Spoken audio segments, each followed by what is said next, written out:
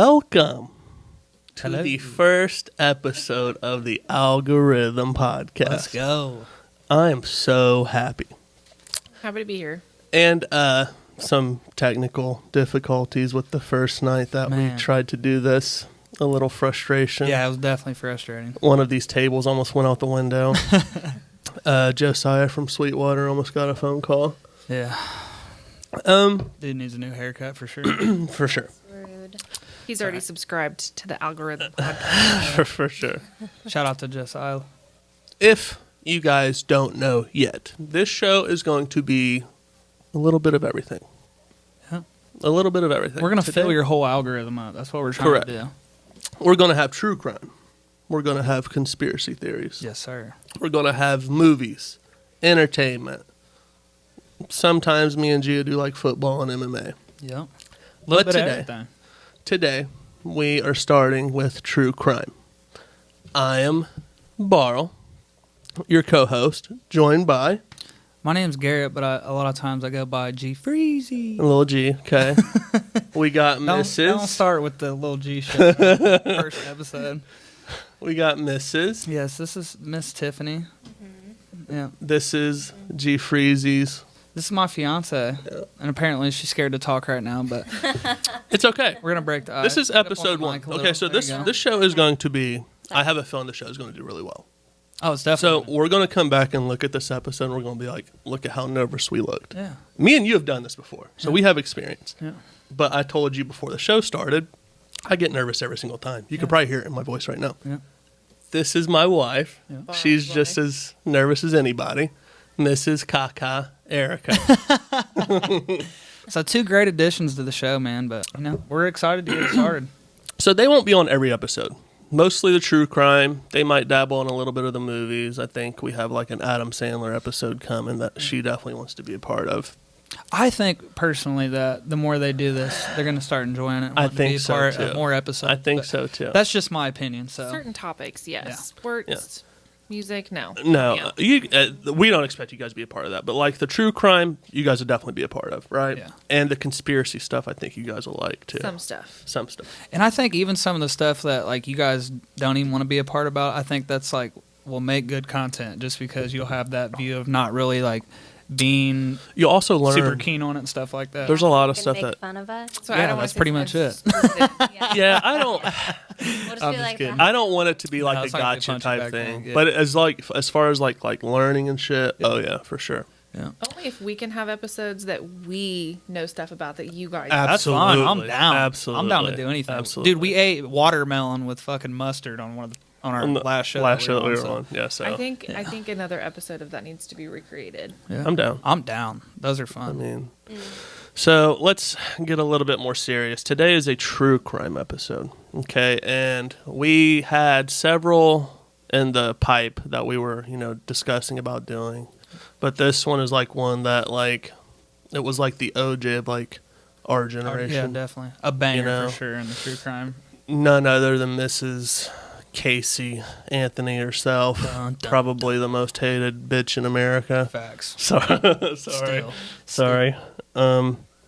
This case, we're newly parents. Yep. You guys have been parents for a while. Mm-hmm. This case probably hits you guys a little bit harder. You guys have a 2-year-old little girl. Yeah, it is kind of weird because the things that I've watched on it just in the last, just kind of because I watched a lot about it when it was actually going on. We were actually in high school, but watching it since I've become a parent, it's even hard to look at the chick sometimes. Just watching, different points of views and different, opinions. Because like we'll bring up during this episode, we've watched, some where they try to make her dad look like the bad guy, some where she's all the bad guy. So it's kind of hard through all of it. I've just been like, fuck this bitch, really. So. Yeah. You don't even have to be a parent to have your heartstrings pulled on with something like this because it's sickening regardless. Yeah. In the end, a 2-year-old girl lost her life. So how we're going to format this episode is we're going to go through the timeline of events. We're each going to have talking parts, and we're going to discuss the talking parts all the way from the start to the finish. Yep. Okay, I'll lead us off with the intro. Okay, Caylee Marie Anthony. We'll start off with Caylee. She was born on August 9th, 2005, to her mother, Casey. Casey who denied her pregnancy for the longest time, to this day, has not revealed who the actual father of Caylee was. So we still don't know who the dad is. There's a couple people who were, thought to be. It was thought to be between two men, her then fiance Jesse Grun, and another man who died in a car accident. So from the start, single mom, don't know who the dad is. Yeah, and it kind of seems to be a common theme with her, where she just continued to lie almost until she couldn't lie anymore. In every situation that she got caught in, and any lie that she was caught in, she would just almost take it to like the point of like no return, and then she would just kind of throw her hands up like, "Oh, well, I'm caught." She was a very petite girl. She was like 5'1", skinny, and she didn't tell her parents that she was pregnant until she was like 4 months pregnant. Right, and she was 19 at the time. So, you can kind of... I'm sure there's a lot of, young girls that maybe have went that route, but... Well, I mean, she had to have been shown, but we'll get into how naive her parents were in a bit, and on top of her lying. On June 16, 2008, Caylee was 2 years old when she was last seen by her grandparents, Cindy and George Anthony.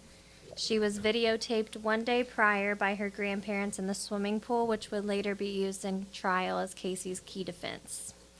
That same day, Casey told Cindy that she and Caylee were going to her nannies, Zanny Fernandez Gonzalez, and the next day she further informed Cindy that the three were headed to Tampa, Florida on a work trip. Zanny the nanny. The nanny. Not a real person. Well, she is a real person. Yeah, let me rephrase that. Yeah. So, Casey... pretty much she said she literally looked at a phone book and picked a name. Oh, yeah. And a lot of people know this, a lot of people don't. It depends on how far you got to diving into this. She was using Zanny the nanny for ever since Caylee had been born. Yeah. Like for multiple years. Like whenever she wanted to take Casey or Caylee and go do whatever, she would say, okay, we're going to Zanny's. Yeah. We're going to Zanny's.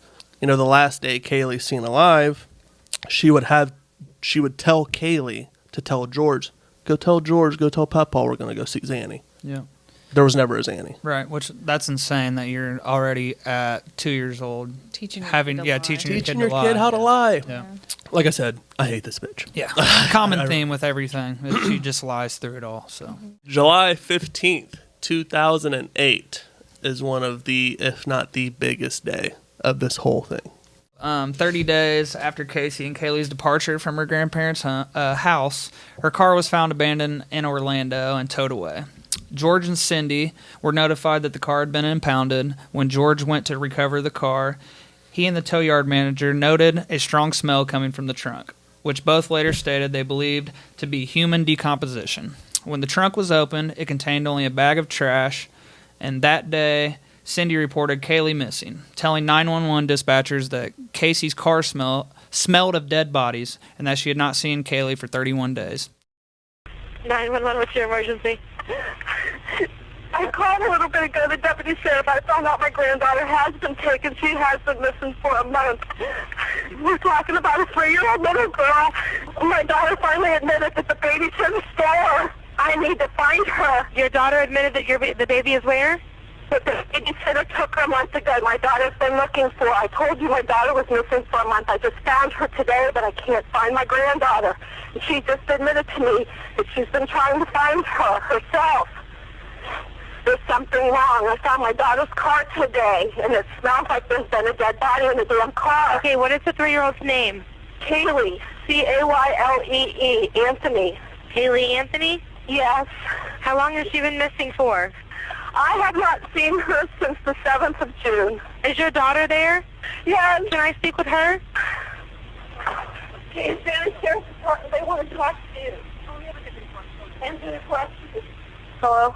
Hello? Yes. Can you tell me what's going on a little bit? I'm sorry? Can you tell me a little bit what's going on? My daughter's been missing for the last 31 days. And you know who has her? I know who has her. I've tried to contact her. I actually received a phone call today, now from a number that is no longer in service. I did get to speak to my daughter for about a minute. Who has her? Do you have a name? Her name is Zenaida Fernandez. Cindy later retracted her statement regarding the car's odor. It is revealed that in the 30 days that Caylee has been missing, Casey was out almost every single night partying, getting in hot body contests, doing things a mother whose child has been missing shouldn't be doing. Also, in that 30 days, I didn't have it in these notes. She got a tattoo. Yeah. In the 30 days that Caylee was missing, I think it was what, Bella Vita? Yeah, Bella Vita, which like translates like to, a beautiful life. Yeah, beautiful life. Yeah. Beautiful life. Yeah. My 2-year-old daughter. Well, she knew that her 2-year daughter was dead. We'll get to that. Yeah. I'm gonna go get that tattoo. Yeah, and not to even skip ahead, but this is one of the main things that just makes her look worse. The worst in the case is that she, through everything, through all the lies she told, through the defense that they tried to use later in the trial, like this is just something that you don't do as a parent. You know what I mean? You just don't do this at all. Your kid's missing. Nobody knows it even at that point, and you're just out partying your life away, man. There's just this day is so, there's a lot to unpack here. You know, you had the 911 call. Yeah. And I'm no, like a reader of like voices and like emotion, but if you listen to that 911 call, it was in the trailer, that was a real call. Yeah. Like that was my granddaughter is not here. Very frantic. Like frantic. She's gone. Okay. And she retracted her statement in the trial. Was it in the trial, or she just retracted it? I can't remember. I don't know. Yeah, I'm not sure, but they just kind of went away from this whole feeling that her mother had right off the bat. Was like you said, Erica, she was very frantic in that 911 call, and in that 911 call, they actually have Casey get on the phone, and her demeanor in the phone call is very. Gosh. It's that hearing that phone call for the first time, it'll make you mad because you can tell that the grandmother is frantic and Casey's too calm. Yeah, she's calm. She does like if you're a person that just lost your kid's missing, you're going to be giving any information to the police. The dispatcher asks her, she's been missing for 31 days. Why are you just now calling? And she says, she makes the comment, well, I've been searching for her on my own. Right. 31 days. Full of fucking shit. Mm-hmm. Yeah. Like let's take out the 31 days. I went to Meyer 2 days ago and I was gone for an hour and I called Carl 4 times. She called me 4 times. She was gone for 45 minutes and a FaceTime. So you're a mother. I need to see her breathing. Okay. Yeah. Casey told investigators that she had left Caylee at Zanny's and that Zanny had kidnapped her. But when police investigated the apartment, they found that it had been abandoned for more than 140 days. Casey also told police that she was working at Universal Studios. But when investigators took her to Universal Studios on July 16th and asked her to show them her office, Casey led detectives into the building on a wild goose chase. Going down hallways that led to nothing, waving to workers who had no idea who she was.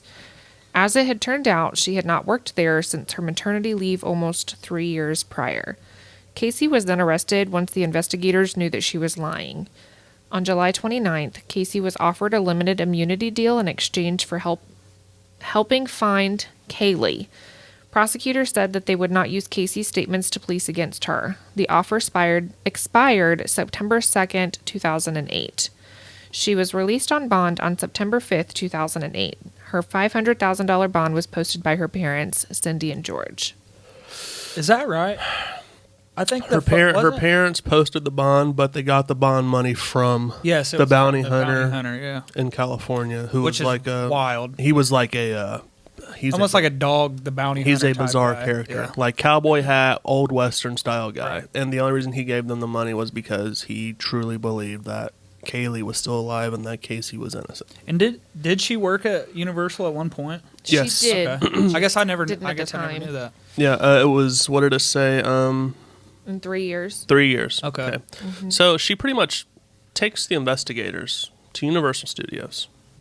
She's waving to all the employees. Like, hey, what's up, Bob? What's up, Jill? What's up, Sam? And they're looking at her like, who the fuck are you? Yeah, like, who are you? And like, she finally, like, she's trying to get into doors that are locked. She finally gets to a dead end at a hallway. Yeah. And she turns around. She's like, I don't work here. Yeah. Like, I don't work here. And I think in that, babe, didn't they say that, like, the police kind of knew before that, like, she was already lying. They were just kind of letting her. They're just like letting her lead him where she was going to take him, and that just kind of what led. Just to, waiting to catch her in a lie. Yeah, the investigators told like the employees, like, look, this is part of an investigation. Just let her do her thing.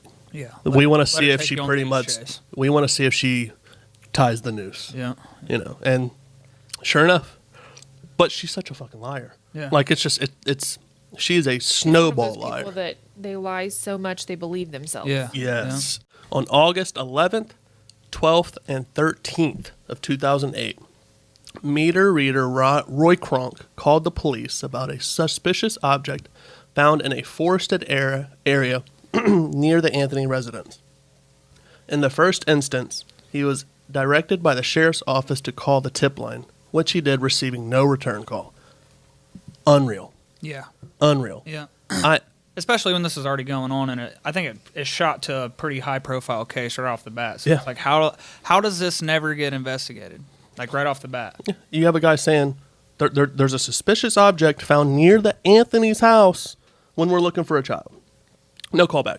On the second instance, he again called the sheriff's office and eventually was met by 2 police officers.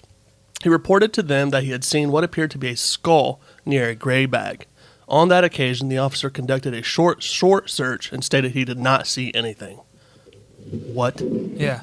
What? It's almost like sometimes when you see, like, I feel like it's almost like a cop just not doing his job. You know what I mean? Because at that point, it's like you already have this high-profile case. Why are you not doing anything and everything if something like that is reported? Especially in Florida, where things can just It's a 2-year-old. it can girl, decompose so man. fast with It's the weather. a 2-year-old You know what I mean? So girl. it's like, what could have come if they would have found her? You know, with anything still intact. You know, when they finally eventually find her, she's So- just a bag of bones. Yeah, we'll get to that because there was so many things when they find her that if they'd have found her sooner, there could have been more Yeah, things. exactly. You know. That's what I was saying. So. Okay, so on October 14th, 2008, Casey was indicted by a grand jury on charges of first-degree murder, and these charges are very, very important for later on in this episode. On first-degree murder, aggravated child abuse, aggravated manslaughter of a child, and 4 counts of providing false information to police. She was later arrested, and Judge John Jordan ordered that she be held without bond. A week later, the state dropped the child neglect charges because the neglect charges were premised on the theory that Caylee was still alive. Child neglect charges dropped. On October 28th, Casey was arraigned and pleaded not guilty to all charges. Yeah, It's the charges. It's the charges for me.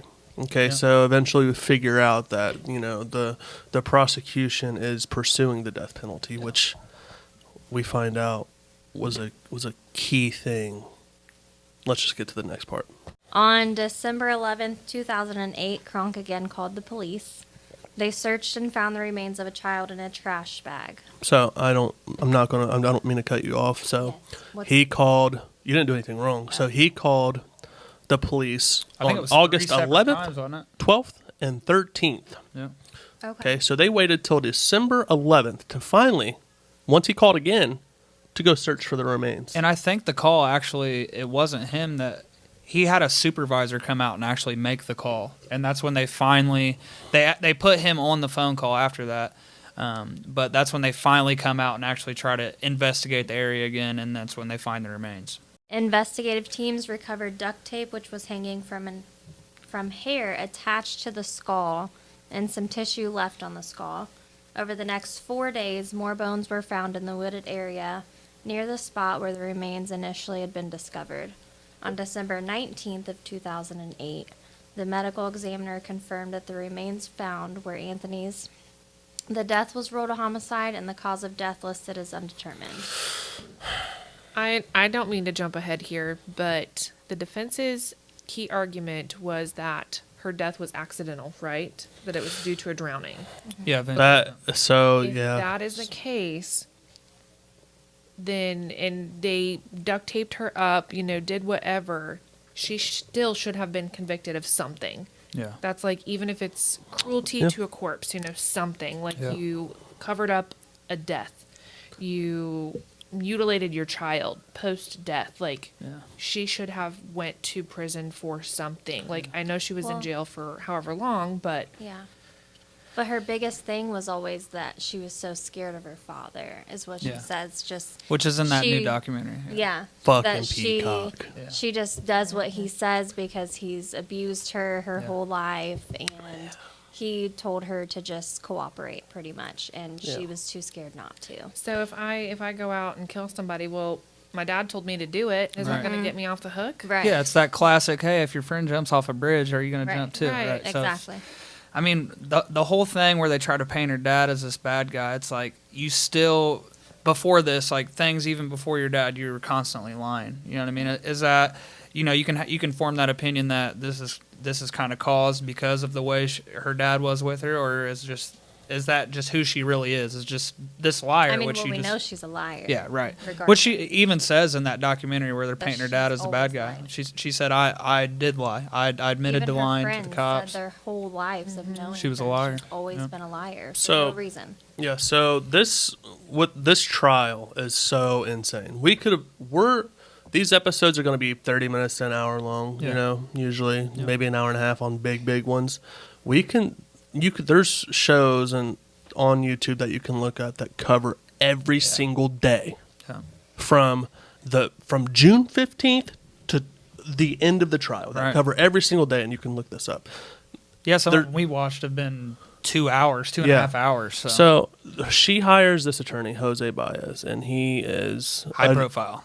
He covered high profile, low chance of winning Yeah. case. Like those are the people that he defended. He defended Aaron Hernandez, which I don't know if you guys know Aaron Hernandez. Yeah, we watched stuff on that. Okay, which might be another good he episode. defended Harvey Weinstein. Yep. Yep. And then OJ too, right?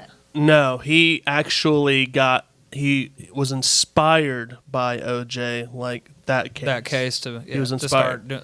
start covering those type of cases. So the prosecution's going after the death penalty. Okay, and what I think happened, and I've talked to you guys about this, is I think at some point Casey told Jose what really happened. Yeah. And he says, okay, well, I'm your defense attorney, so I have to get you off the hook. So he, remember the 911 call. This goes back to the 911 Yeah. call, Cindy. That's a real 911 call. That's Okay. something that sticks out to me most in the case is that initial 911 call and then how they kind of backpedal at that point. Okay, so regardless, in the day that Caylee supposedly came up missing or drowned, I have to get that worded right. George was at work. Yeah. Like George was at work. Yep. Okay. The issue was the prosecution did all of this investigative shit, pinging Casey's cell phone. Okay. What they didn't account for was Jose Baez at the very end of the trial saying she drowned in the pool. George covered it up. Yep. They never were able to ping his cell phone to put him at work, to put him on the way to work that day. Yep. Okay. There was a couple instances where some of the things that they said didn't even match with where they were and the time frame they were there. Like Yeah. even her mom, there was times, kind of to go off topic there, but the whole chloroform thing where she's searching, there were searches on the computer at the home where they're searching chloroform, and she flips her whole thing saying she was trying to search chlorophyll because of some bamboo plant. Or Oh something. gosh. Like just crazy Weren't there stuff. It just over doesn't 80 match up. searches for chloroform on their computer. So Yeah. So the tech came out and said, "We'll I think that's in this. That's in one of these parts, but I'll go ahead and say it. The tech that found that there was 80 searches for chloroform said his software that detected the 80 searches actually bugged out, and there was only really one. Right. There was only really one search for it. But that's, So- I mean, really at that point, that's all you need, I think, right? yeah. So we can go ahead, and we'll get back to this conversation because we're about to cover all of this. Right. On May 24th, 2011, the trial begins with the prosecution opening salvo of Casey being a party girl with no use for a young daughter, as evidenced by the month spent shopping and drinking during Caylee's absence. Those remarks are soon eclipsed by Baez's stunning opening statement, which asserts that Caylee drowned in the family swimming pool and that George sought to cover up the accidental death. The lead defense lawyer also alleges that George had molested Casey, thereby igniting her habit of lying to cover up the pain, and that Kronk, the utility worker, had found Caylee's body and planted it in the woods. Taking the stand as the first witness, George denies that he ever molested his daughter or knew anything about Caylee's drowning. Simon Birch, the manager of the towing company that impounded Casey's car on June 2008, testifies that he had encountered multiple vehicles with dead bodies during his 3 decades in the business, and that the smell from Casey's car was consistent with those past experiences.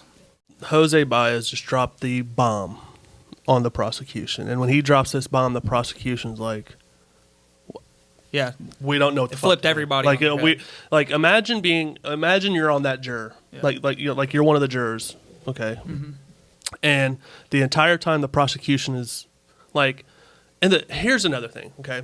So the jury, this was one of the biggest cases ever. The jury was selected based off of they don't watch TV, they don't know nothing what's going on, because they didn't want to have a jury that was biased. Right. Like they didn't, And it was hard to find people that didn't know anything about so the case imagine at that point. you don't know nothing about this case, and the prosecution comes out with this, right?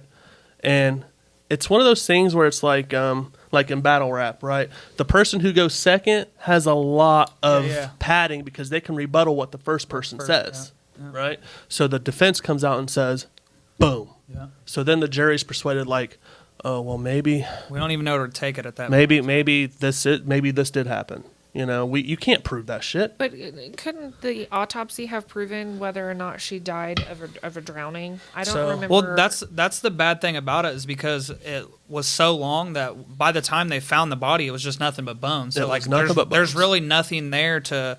I mean, they said that they ran tests to see if there's any drugs, but I mean, how do you even do that when there's nothing wrong? Chloroform, like after a certain amount of time, is not traced. Like it's not there. Like you can't. It's just bones. Yeah.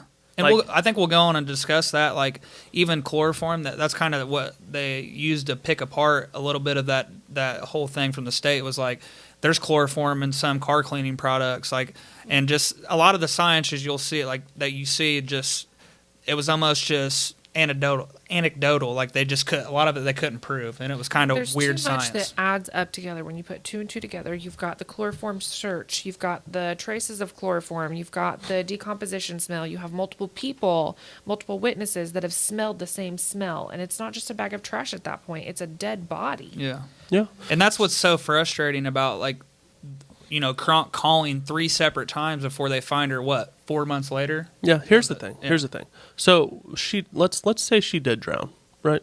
Let's say that. Why the fuck are we putting the duct tape around her head? Right. You know, here's my theory. Okay, I can close it. I can close it with theories, but here's my theory.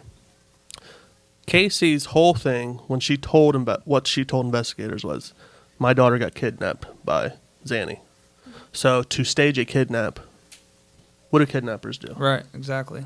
Boom. I think she was negligent. Something happened. She might have drowned in the pool, like a day that Casey was there. Right. I need to make this look like a kidnapping in case they find the body. Yeah. Boom. Yeah. That's what I think. Arpad Voss of the Oak Ridge National Laboratory explains how the shockingly high amount of chloroform, a chemical released by decomposition, as well as one that can be used to knock someone unconscious, detected in the car trunk, led to his conclusion that a dead body was indeed present. However, his testimony is contradicted the following day by an FBI scientist who compares the chloroform level in the trunk to the amount found in the household cleaners. A software designer testifies that someone had searched for chloroform a whopping 84 times and also looked up such terms as head injuries, ruptured spleen, chest trauma, and internal bleeding on the Anthony's home computer in March of 2008, which was 3 months prior to Caylee going missing, during the regular work hours of George and Cindy. The designer later reports an error in his detecting software and determines that the user visited a site related to chloroform only once. Head injuries, ruptured spleen, chest trauma, and internal bleeding 3 months before Caylee goes missing. Again, Those are some very fucking bizarre searches. Yeah.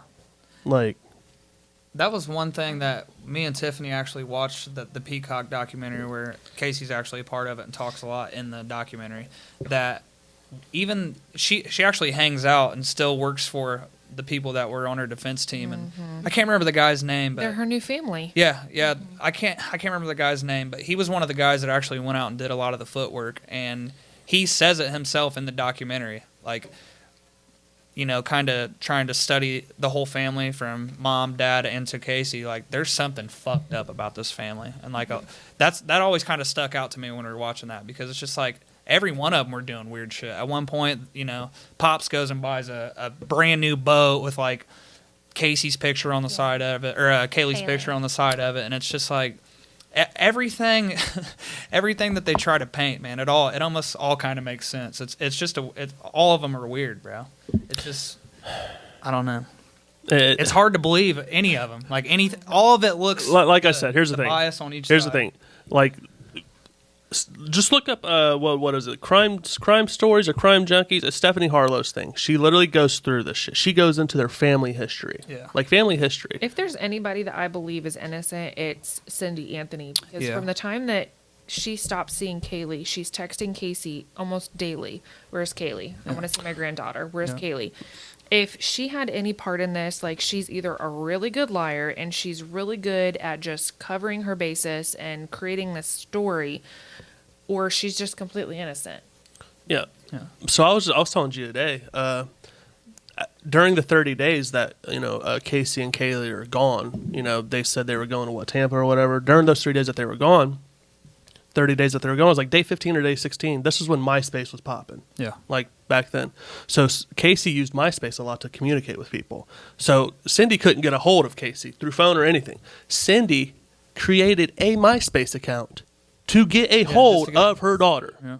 See? To get, like, where's Caylee? Yeah. Like, Right. I mean, that's a concerned grandmother. Absolutely. And do you remember the part they actually showed like when Casey was in jail, a conversation she had with her mom and dad, and her mom still at that point was saying, I don't know what your involvement in all of this is. And like Casey actually gets pissed at her mom and cusses at her in that conversation, and that kind of stuck out to me too, kind of to go off Erica's point of where like the only person that I really could ever believe was the mom, and that always stuck out to me, because later, even after the fact, when they all flip them on their heads and go to the point that, oh well, she drowned in the pool and it was a cover up, that's the only time Cindy ever kind of just went along with what the defense was trying to do. Mm-hmm. So I think my only concern with Cindy was the fact that she retracted her statement about the chloroform. That was a little odd to me. It's one of those things. Her fucking sleazy ass lawyer. Like I said, what I think happened was he pulled them in the room and said, "Look, we have This to is the paint. game plan. We have to paint a picture, okay? And if we paint this picture, we can't. You've already lost your granddaughter. You don't want to lose your daughter too. Exactly. Yeah. Exactly. And I mean, if you watched any of the trial, like they would obviously call Cindy and George up to the stand, but they would also pan to them, like how they looked at it. It was just bad. Yeah, it was bad. Always. Like you can just see it on their faces. And even the point where I think Casey even talked about that in the documentary. She said something about Jose Baez never even told her that that was going to be his opening statement that day. Like, hey, George has molested his daughter, because obviously she had told him that, but he never came to Casey and told her that was part of the plan for the trial. So like, which I mean, Casey said that. That's what I'm saying. Like, that's what do I was we about believe to that get at. bitch? Do we believe it? Like, but in the moment, she puts if she was lying about that, she puts on a good act no I matter don't what. know. So it's all really believable. yeah, it really is. But that's the literally part of see like both media being sides able to. happening. yeah, So it's really remember what I sad. said though. Yeah. This think of this like a boxing match. Okay, so what you see and hear last could be what persuades you about this case. Yeah. We can easily go back to, why did it take you 31 days to report your daughter missing? And that's the thing in media. Especially if you knew she was. Because she's Especially scared of her here's dad. here's the thing. Especially if you knew that she was. So George is the one that tried to cover it up. George is an ex-cop.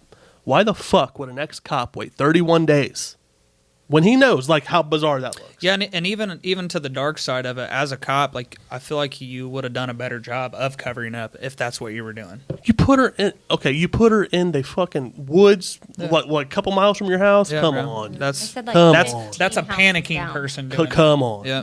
That's Casey freaking the fuck out. Oh yeah, and you can see in some of the phone calls in her phone logs, like the day that, or what was it, the day or the day before, she's frantically calling her mom and dad. Yeah, frantically. Okay. Well, and there's a lot of times during the 31 days too where her phone can't be pinged. It's so nobody can know where she's at. Yeah. Yep. So unfortunately, on July 5th, so this case, Nancy Grace was like the big superstar person who like was covering this. There was so many people just outside, just awaiting the verdict of this. You know, we played the verdict, you know, in the trailer. Yeah. And unfortunately, on July 5th, 2011, I'm saying unfortunately, It is unfortunate. but I mean, sure. Nobody is- went down for it. That's what's so unfortunate. Casey is found not guilty of murder. Almost 6 weeks of testimony and 400 pieces of evidence presented in court. The jury of 7 women and 5 men take less than 11 hours to reach a verdict of not guilty.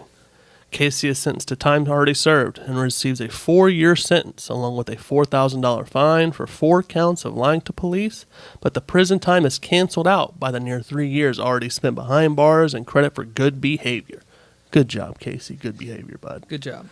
On July 17, 2011, Casey is released and exits the Orange County Jail shortly after midnight, passing approximately 100 protesters who showed up to demand justice for Caylee.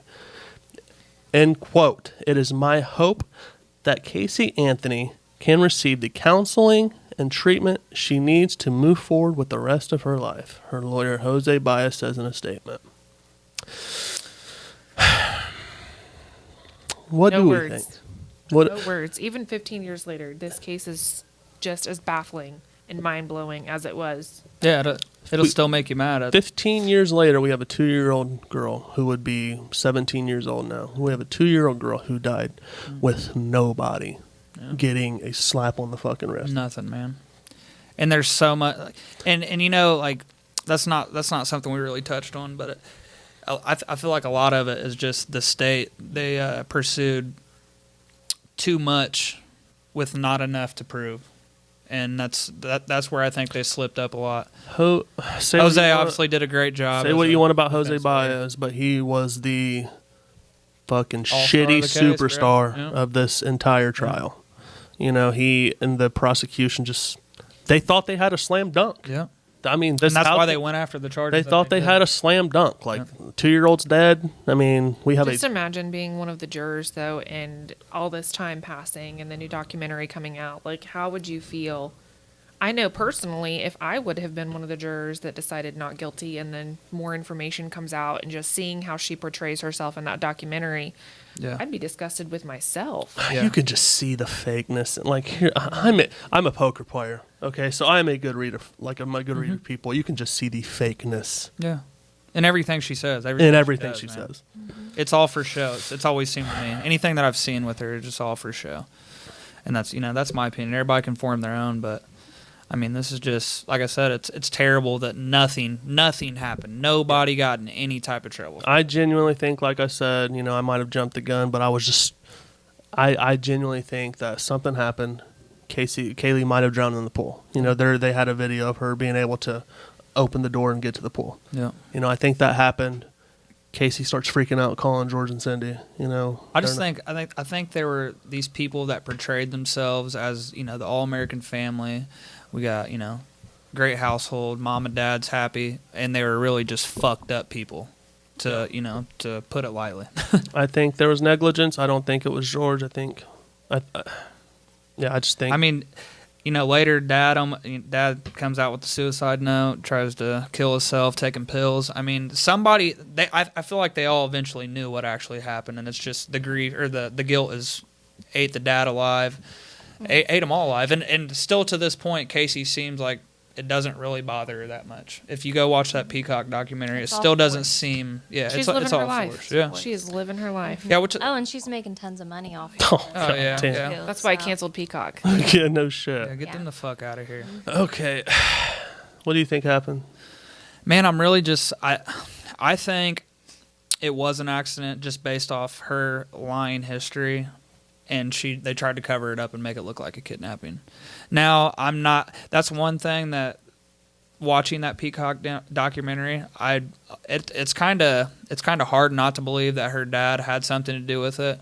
And like the more you hear, like they had some experts on there that were dealt with grief and dealt with people that are sexually abused. Like I would say that could have been a part of it. I'm not saying that her dad helped her cover it up. I think that they fabricated this whole story, but I think maybe George did have some hand in how the adult she's become. You know what I mean? This lying. I'll agree with that. Yeah. So I do think it was an accident, and they tried to cover it up to look like a kidnapping. But regardless, I wish somebody went down for it, because like to think that a 2-year-old died alone and got thrown in the woods, man, it eats you alive. Especially being a parent. You know what I mean? It eats you alive. What do you think, Alvin?